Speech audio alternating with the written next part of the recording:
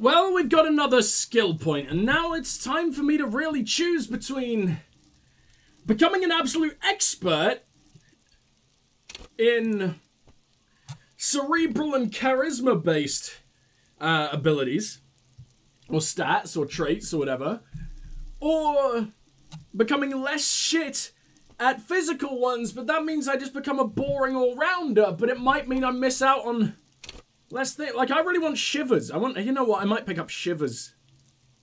Tune into the city, it sounds so cool. Yeah, it's gotta fucking happen, hasn't it? Ah, damn it, I just never know what to pick. Yeah, you know how to fucking throw, whatever. I don't know what to do now. I don't know how to get into there. You don't have a key. People that clothes in the trash. No one knows. Says it may take a while. Okay. Oh yeah, read the case. What the fuck am I doing? Sorry. I had to take a little break there to go eat, so I'm a little bit confused. Interact with the yellow man mug. It's just a racist mug. I'm not exactly sure what to read here. There's quite a lot to read into here, actually. Look at all the content. Oh boy, here we go. What are you going to say about a broken, tossed away mug that you dug out of the garbage? I'm going to get my pillow back. There we go. This mug is an example of prejudice. I'm not going to use it as an example of... And I'm going to use it as an example of what not to do. Or, I'm going to push this into the face of every merchant I find and tell them, this is your inane ideology. Or, the mug will be useful. By denouncing it, I can earn political capital to mask my badass hustling, fraud, embezzlement, etc. The mug didn't belong in the trash. It's just a funny mug. Can't anyone laugh anymore? Understood. You're that kind of detective. Why don't you get back to the case? Oh, I don't want to do that. I'm not a racist. Mug talk is exhausted. Alright, well, let's interact with the ledger that is smothered in banana. Yay. It's the ledger you found in the trash. A pitiful cabbage of white and yellow papers. A pitiful cabbage of paper. Amazing. Hanging from the plastic board, barely held together by a metal clip. This sad display is made complete by the faint smell of urinal cleaner. Anything else? There's a piece of toilet paper. Or is it cleaning tissue? No, it's toilet paper. Desperately sticking to the back of the blue plastic clipboard. It's a metaphor. For you. Wow, thank you. Thank you, waterlogged ledger, for spelling it out for us. I wonder if I wouldn't be able to talk to these fucking inanimate objects if I didn't have the plane of existence thing that I always forget the name of. Inland Empire, there it is. Below the pathetics. Terror. Do not look into its blue heart. I'm gonna look at its blue plot. Oh, smell it. The acidic stench of rotting food has rubbed off on the cellulose. It now forms the base of the experience. This base surrounded by a faint air of spoiled meat and the stuff of death itself, and then sprinkled liberally with the citrus zest of toilet cleaner. Well, inspect the toilet paper. Of course, that's what we need. It's just the toilet paper sticking to the back of a plastic clipboard. You can take it off if you want. Leave it there. It's cool. Maybe it's kitchen tissue. They look exactly the same. If you want it to be kitchen tissue, it can be kitchen tissue. It's not, though. It's toilet paper. Oh, I love this. Yeah, take it off. Still wet. The toilet paper, kitchen tissue, sorry, peels off the plastic easily. All you have to do is shake it off with your finger and voila, the ledger looks marginally better. Inspect the clip. An aluminium block runs the width of the board, biting down on the paperwork. Crocodile teeth are the only thing keeping the papers together. Regular pencil and the tip worn down and nothing has been attached to the clip. Run your finger across the aluminium. The surface is interrupted by a silvery sticker. It's rectangular, sparkling with iridescence. There should be a dash there, not a comma. Come on, it's hard to read. You don't know how you didn't notice it before. It is similar to the RCM watermark on your blazer the lieutenant mentioned. Didn't he say something about the headlights of his motor carriage that you can read there? Read these there? Oh yeah, good point. Lieutenant, this is one of those hologram watermarks you mentioned. What? Oh, what? He is lost in his own notes. It takes him a moment to see it. Yes, a halogen watermark used for adding information to RCM property. Interesting. What kind of information? It depends. Aside from anti-counterfeiting stamp, mine has my station number and address. The information varies by date of issue. Oh, so I can find my address. Maybe yours will have how many cases you've solved. How many years you've been on the force, he's thinking. It'll have that. How can I read it? Any capable light with the right wavelength will do. You mentioned the headlights of your Kanima? Yes. There is a pause. RCM vehicles have the headlights tuned especially to reveal halogen watermarks. The lieutenant fears that this will lead to fiddling with the delicate folding headlights on his motor carriage. They're dear to him. That's all. Thank you. Okay. While a bunch of sodden papers hang from the clipboard in your hand, it's a sorry sight. Look at the clipboard itself. It's made of some dark blue plastic, hard enough to beat someone to submission with. The edges are rounded, however, and the U4 size board feels thick and heavy in your hand. Light shimmers on its wet surface. On the back, you see the embossed letters, RCM. What did you say the color was? Blue. The blue heart! Don't look into it! Shake the ledger. Something rattles inside, ever so lightly. Is there a hidden compartment? Permeables. It's not hidden per se. The compartment is made for permeable materials that would get damaged if something happened to it. Peer inside. Plastic shimmers like lapis lazuli. Haha, Minecraft. But it is not see-through. You cannot see to its center. Well, how would I open it? With your hands? U4 size pages hang from the clip screwed to the bottom of the board. Why am I so bad at this? Why is my interfacing fucked? I'll put on my gloves to fix that in a minute. Browse the papers for now. They're not exactly white. They're yellowed in patches by sunlight and alcohol, and covered in dense blue handwriting. Ink escapes into the watercolor patterns, reaching its tendrils across the entire pages. The paper itself is checkered with faint red lines forming short paragraphs. Once in a while, there's a red stamp that exclaims, "Case files, commit to paper, the case files!" Themselves are plenty. You count more than 100 sodden, crumpled up, earmarked pages falling apart in your hands. They appear to be sufficiently organized and extremely dense, if mostly illegible. What is in there? What are they about? Work, strife, poverty, the Jamrock Quarter. These are handwritten logs of investigations dating back to January 51. No! Oh, this year. That's fine then. Yeah, that's fine. The exact number is hard to estimate due to the missing pages and an odd naming convention. But there are at least 20, maybe 30 cases undertaken. Not completed, mind you. It's the middle of March. You have attempted 2 cases a week on average. Is 2 cases a week good caseload, Lieutenant? Or there was mention of a naming convention here. Let's go with that first. Yes, it appears you employ a, should we say, robust yet literary system. Each investigation has its case number written on the margins, yet still more tellingly, most are accompanied by a name. A title, one might say even. One that draws inspiration from snoop fiction and Vespertine cop show staples. Oh my, they're written in capital letters too. Yes, all caps. One is The Next World Mural. Another, The Square Bullet Hole Murders. Another yet, The Unsolvable Case. More? Others appear more lighthearted. The guy is on a couch in an unexpected location. And Murder at the Hookah Parlor. Even the rare article-free Collapsing Tenement Murder features prominently throughout. It's going to take an effort to piece these case files together, but it can be done. Later, once you're done inspecting them up close. Well, Kim, my cases appear to employ some kind of naming convention. You mean the alphanumeric officer? The alphanumeric officer? The alphanumeric officer precinct time of arrival at the scene? No, I mean a non-numeric one with titles. Oh, you mean the titular? Yes, well, I'm sorry. Oh, you mean the titular? Yes, well, so do I. In our defense, almost everyone at the RCM does. Why is that?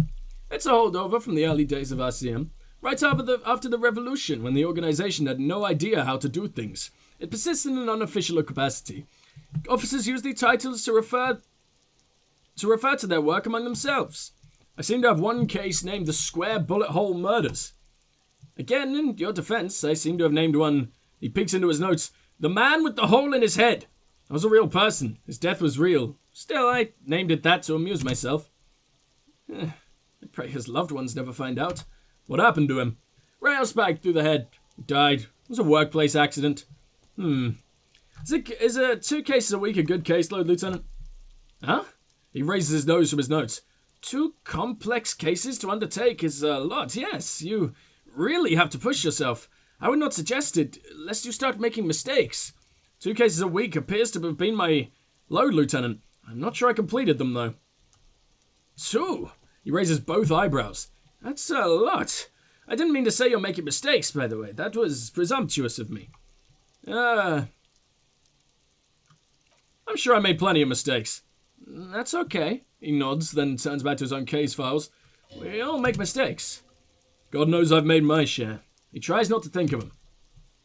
Like a fan of grills. What? Like a fan of gills. The checkered paper's dry in your hand. What the fuck's going on? The handwriting is extremely dense, if mostly illegible. Okay, I have to open an official case. Is there room? There is, for precisely one more. 15 pages near the end remain untouched by the damage. The uncheckered grid forms a structure of passages, breaking the case into subtasks to accomplish. Once all the tasks are accomplished, the case is complete. Oh, I have a pen now. Commit to paper. The tasks you've completed flow out the kind green ape pen in a brash freehand similar to the rest of the letters. The wording comes easily. It's almost robotically simple. A language developed for mental rigor and simplicity. Inspect victim's body. Interview the cafeteria manager. It's not exactly poetry, but poetry would be out of place. Cross out the ones you've already finished. Hey, morale! The satisfying slash sounds across the paper. You're done, it seems to say. And you! And you! Things to be done and things already done. The composition of reality. This is an extremely useful tool for a detective of the citizens' militia. Now all that remains is to name the case. Lieutenant, by any chance... I'm sorry, have you by any chance named our case? No, actually. Any ideas? The Furies at home... the Furies are at home in the mirror? Shit on a stick, the setting sun? The Furies are at home on the mirror. Furies? Yes, well, it's obvious he doesn't like it. Oh, sorry, it's obvious he doesn't like it. I don't know, I have to be honest, I'm not experiencing the internal strife that refers to, and also... He furrows his brow. Can you make it less poetic somehow? Just a normal case name, you know, think... What would that be? A good normal name. The Setting Sun. Okay, it's a good name. But it has one problem. This case has nothing to do with the setting sun at all. It has nothing to do with that, so... Something more concrete, perhaps. Do you have something concrete? Mundane. Usual. Usual is boring. We don't do that. The Hanged Man. Great. That's great. That's actually what I was thinking too. The Hanged Man. Good, strong name. We have a very good name for the case now. There we go. Task complete. He flips the pages of his notebook. I'm gonna start calling it the Hanged Man. It's good we sorted this out. I'm done expecting these. Close the case files. What do you mean now? Oh, Kim explained the system. I see. I mean, browse the yellow papers first. In the back, you see thin, translucent copier paper. Some neon yellow, some bright red, all covered in boxes, like marching armies. These look like official forms waiting to be filled out. Then rip them from the binder and hand them out. I thought that was the sound effect. According to type of form. What types of forms are there? 3. The topmost are misconduct fines. The middle ones are station calls, and the bottommost are field autopsy forms. Yay! Each is easy enough to make sense of. You don't have to be an intellectual giant to do police work. Let's look at the misconduct fine. A monetary penalization ranging from 20 to 250 real. Severe cases allow for 1,000 real, but that requires special paperwork. The details of issuing these fines are spread out over the rest of the fields, but they appear pleasantly vague. Station call. These are quite sinister in tone. They give a date and time for the person to appear at the specified precinct police station. Below the call are criminal charges you risk by not appearing. Field autopsy. A dozen pages of thin copy paper, bright red... What? You see the parameters of a deceased female form, waiting to be filled in. Age, sex, condition of internal organs. Enough of these. Yes, all that remains now is to fill those forms and hand them to people. Fines for wrongdoers, interview requests for bad guys, and field autopsies to dead guys. The rest of the stinking cellulose is much worse for wear. Being sandwiched between the board and the rest of the paperwork must have spared the fragile copier paper. Well, I'm going to put the ledger away. We're going quick save. We're going to reopen the said ledger. Which is where? There it is. Okay. Reopen you, sir. And it's time to logic. Hey, we did it. Yes, you can piece them together using the alphanumeric code on the margin. It always begins with HDB41. Harry Dubois. We are Harry Dubois. Then a date of initialization and time of arrival on the scene, followed by the title, for example, Harry Dubois 411201 11... Oh, fuck me. A time. The next world mural. Wait. HDB41? Want those? Officer Precinct. Why, yes. Your precinct number is 41. And HDB. Every alphanumeric in the files begins with it. And these are your case files. It's safe to say HDB are your initials. I don't want to be Harry Dubois. Still feels like there's something missing from that. Look at the next world mural. This one is relatively easy to reconstruct. Overnight on it's America, right? Maybe it's not. No, it can't be. It's, hey, they did European dates. The ones I can understand, because this only includes January to March, right? So, on the 12th of February, a mural appears on an 8-story tenement overlooking central Jamrock. The building is a sparsely inhabited ghost tower, part of a failed real estate development called Grand Quaron. Cause of failure, rent too high. The mural is enormous. 2 silhouettes, a man and a woman, are kissing. The text cut into their forms reads, True love is possible, only in the next world, for new people. It's too late for us. Wreak havoc on the middle class! People call it that thing, and that fucking thing. It's visible for miles. In 2 days, the station's complaints desk gets clogged with requests to remove the bummer. You and your partner are assigned to the case. The graffito crew is easy to track down. Only the Belles Lettres have the litterage of industrial paint to cover the surface. One of the graffito artists is rumored to be rich. They take responsibility for the execution, but not the design. The ideologue of the Next World mural, as the crew calls it, remains unknown. Wait, do I ever find out who came up with... The case files do not show you finding the author of the design. Read on. The crew agrees to clean up after themselves. However, your partner JV is against the removal, citing public transport for conservation. Oh, sorry, public support. What the fuck?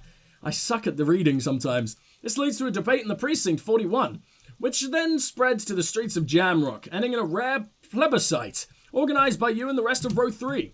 The 9,000 people subjected to the mural's message, all of Lakeside, Central Jamrock, and Villalobos, plus half of the eminent domain, participate in the vote. Although the case begins with what appears to be a lot of rumbling on the streets as to how juvenile and stupid the mural is, given a choice between the two options, keep the mural. It's only right. A staggering 78% of the voters choose to keep it.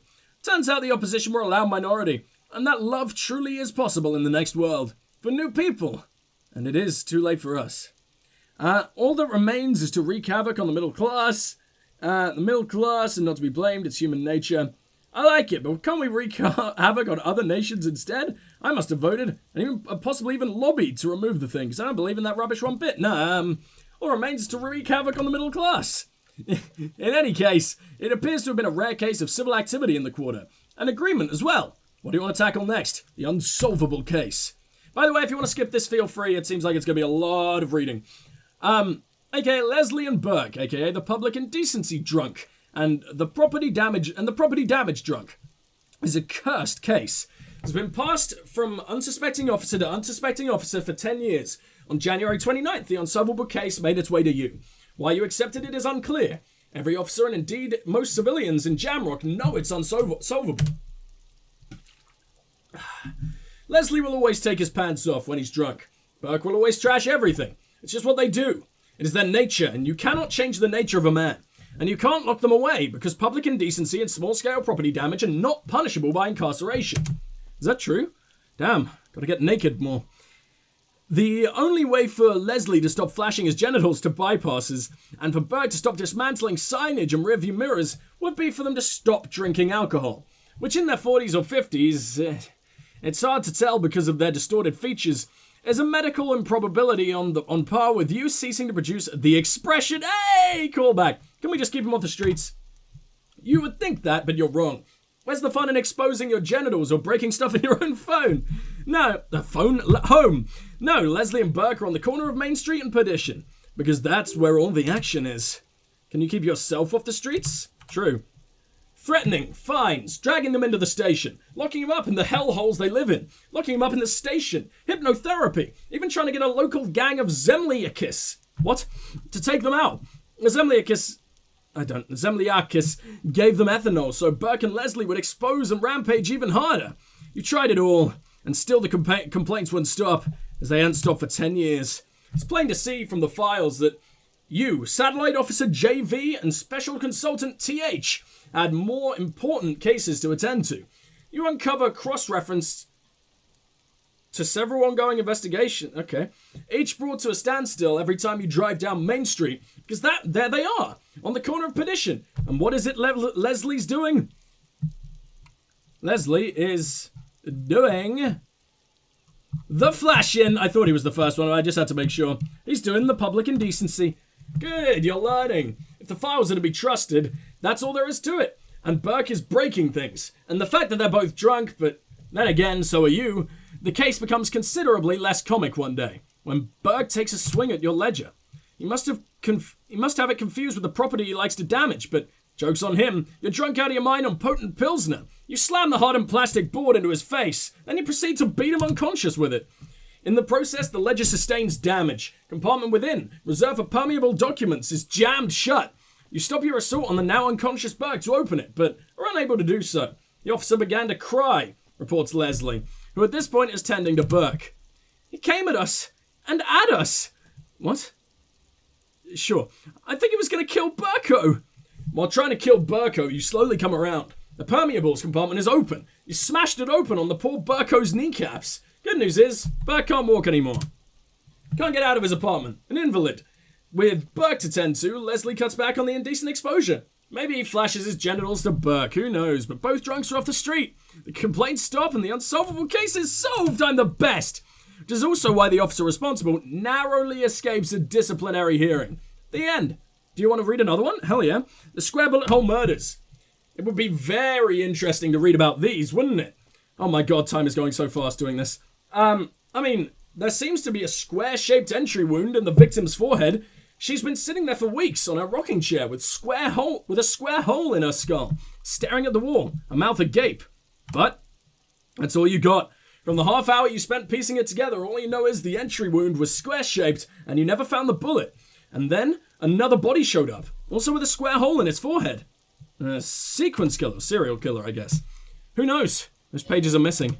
What next? Don't worry, one day you may still catch the man with the square gun. The couch in an unexpected location. Some arseholes brought that couch outside and hung out on it. In the middle of the street, on the roof, on the hillside by the motorway. You know, at an unexpected location. They were young and they thought they looked cool on it. They looked real cool, like a rock band. Yes, as you've said here, insufferable rock and roll arseholes. Young people are the worst. So anyway, you got a complaint about the damn sofa or couch or whatever it was?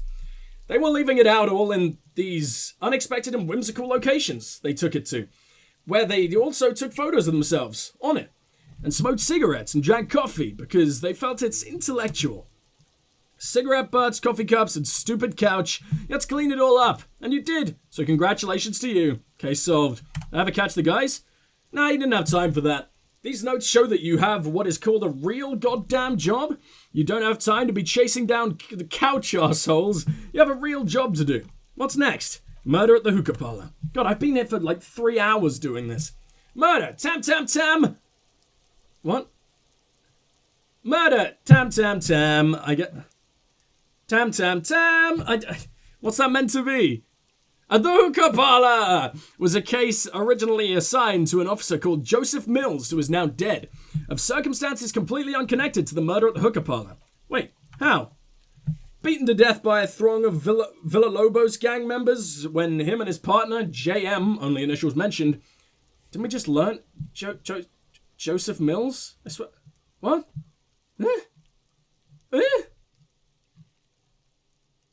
Oh, so yeah, it was Joseph Mills and another JM, sure. Answered a call one night. It's a sad story, and it isn't really represented in your case files. Stop stalling and get to the murder at the hookah parlor. Right, on with the murder! Joseph Mills was on this case that he just couldn't solve. Was doing it solo. Said it was a real nutcracker. Real brain twister. Was on it for like a month. The captain got impatient. Shit. Oh, get off the... What? Shit or get off the pot, Mills? Mills didn't get off the pot. Not yet. He kept at it for a couple of weeks more, racking his brains, running with every theory as outlandish as they seemed. Still couldn't solve the murder at the hookah parlor. Tough case, he said. Toughest he ever had. Wait, was Joseph Mills a good cop? No, he was awful. Awful sense of humor, too. Worst jokes you ever heard. Really rapey. Still, he'd been on it for a few months now. Said it was the final case. Said it was uncrackable. That the murderer vanished into thin air. That goddamn hookah parlor was all he talked about. Go on. Okay, so the case is handed to you because Mills isn't getting anywhere. And you look into it. Here's the setup. A young man is found dead in the hookah parlor. You know, those places where you go to smoke bubblegum flavored vapor all day? Can you really get high off of it? Nah, it's soot and water vapor. It doesn't do anything. Is that true? Does it actually not do anything? Really stupid. Yeah, so anyway, young man in his 20s found with his skull busted open right on the floor of the hookah parlor in the middle of the day. No one else is there. Only client that day. In perfect health, too. Some kind of movie producer? No one enters, no one exits. He's just sucking on his watermelon hookah all morning. All noon, like he usually does. He's a regular. No cause, nothing. Just sucking on the hookah. Until 3:45. Then, bam! He's dead on the floor with his skull busted open. Blood everywhere. What happened? How could it be? Mills has no idea. Invisible assassin. Movie deal gone sour. Girl at the counter did it. Nothing fits. Eerie. Man just dropped dead. So you go to the parlor. You see the cushions around the table. Table's low. Heavy. Really sharp edge. He sucked hookah, stood up, passed out, hit his head on the table and died. See? You can't even read the thing without solving it. Yeah, it was that. Turns out hookah does do something. Oh, turns off your brain's oxygen supply. And you don't notice until you get up and go to the bathroom. Man. And what was he doing there for 6 hours? Smoking hookah. Didn't you hear? I don't know. Trying to come up with a movie script, maybe. Anyway, that was the murder at the hookah parlor. Joseph Mills wasn't a good detective, and about 30 minutes has passed piecing it together. Next, I can revisit this. Now it's reopened, right? So I can do this. Put the ledger away for a second. Switch gloves. Do whatever that is. Hey, psst.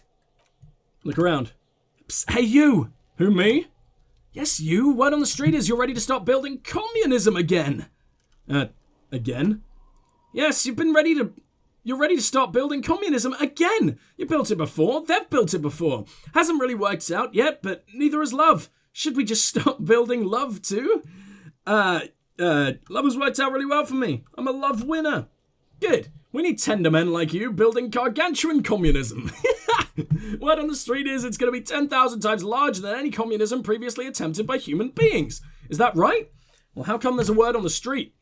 Keep saying things like down with the bourgeois, eat the rich, sodomize the landowners, impale all the people who have more than 25 real in their pocket.